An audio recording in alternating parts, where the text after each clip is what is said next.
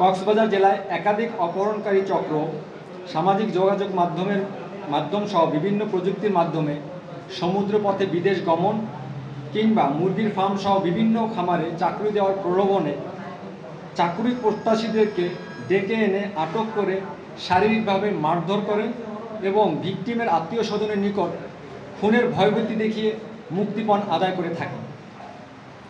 এর এই ধারাবাহিকতায় ব্রিলিয়ান্ট অ্যাপসের মাধ্যমে বর্ণিত চক্রটি ভিকটিম সুজন চাকমাকে মুরগির ফার্মে চাকুরি দেওয়ার প্রলোভন দেখায়। ভিকটিম সুজন চাকমা চাকুরি পাওয়ার আশায় রাঙামাটি জেলাস্থ নিজ বাড়ি হতে গত 29 আগস্ট দুপুরবেলা টেকনাফের উদ্দেশ্যে রওনা করেন। গত 30 আগস্ট সকালবেলা আনুমানিক 7 ঘটিকার সময় ভিকটিম সুজন চাকমা টেকনাফ থানাধীন শাপলা চত্বর পৌঁছালে অপহরণ চক্রের সদস্য অটোরিকশা চালক মোহাম্মদ ইয়াসিন প্রকাশ কালু তার চালিত অটোরিকশা করে অপহরণের মূল হোতা শাহাবুদ্দিন ও আয়াতুল্লাহ সহ শাপলা চত্বর এসে ভিকটিম সুজন চাকমাকে রিসিভ করে টেকনাফ সিনেমা হলের পিছনে নির্জন পাহাড়ি এলাকায় নিয়ে যায়। পরবর্তীতে একই দিন দুপুর আনুমানিক 2:30 ঘটিকার সময় অপহরণকারীদের ব্যবহৃত মোবাইল হতে ভিকটিম সুজন চাকমার পরিবারের নিকট 6 লক্ষ টাকা মুক্তিপণ দাবি করা হয়।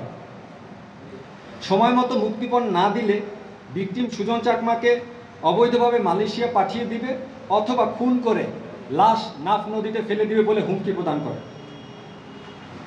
তখন ভিকটিমের পরিবারের টাকা জোগাড় করার জন্য কিছুক্ষণ সময় ভিক্ষা চায়।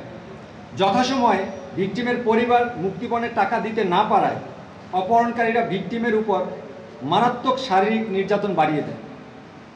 এক পর্যায়ে ভিকটিম সুজন চাকমার শারীরিক অবস্থা অবনতি হলে গত 31 আগস্ট রাত আনুমানিক 9টায় অপহরণকারী মূল হোতা আয়াতুল্লাহ মোবাইলের মাধ্যমে অটোরিকশা চালক মোহাম্মদ ইয়াসিনকে তার চালিত অটোরিকশা নিয়ে সিনেমা হলের সামনে আসতে বলে।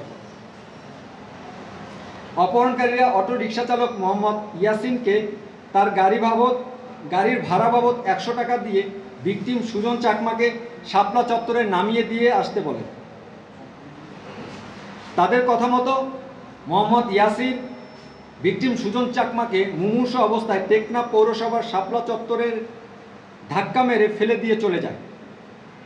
ওই দিন রাত আনুমানিক 11টার সময় অজ্ঞাতনামা ব্যক্তির মাধ্যমে ভিকটিমের পিতা জানতে পারেন তার ছেলে সুজন চাকমা টেকনাফ পৌরসভার শাপলা চত্বর নামক স্থানে পাকা রাস্তার উপর রক্তাক্ত অবস্থায় পড়ে আছে।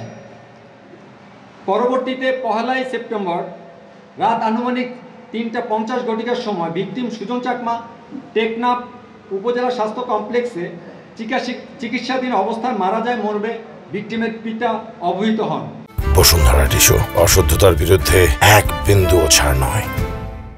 এরই প্রেক্ষিতে র্যাব 15-এর একটি চৌকস আভিযানিক দল গোপন সংবাদ ও তথ্য প্রযুক্তির সহায়তায় গতকালকে রাত আনুমানিক 8:20 ঘটিকার সময় টেকনাফ থানাধীন নতুন কল্যাণপাড়া এলাকায় অভিযান পরিচালনা করে হত্যার ঘটনায় জড়িত অপহরণকারী চক্রের সদস্য মোহাম্মদ ইয়াসিন, প্রকাশ সাইফুল, প্রকাশ হাশেম তার অনেকগুলো নাম করতে সক্ষম হই আমরা।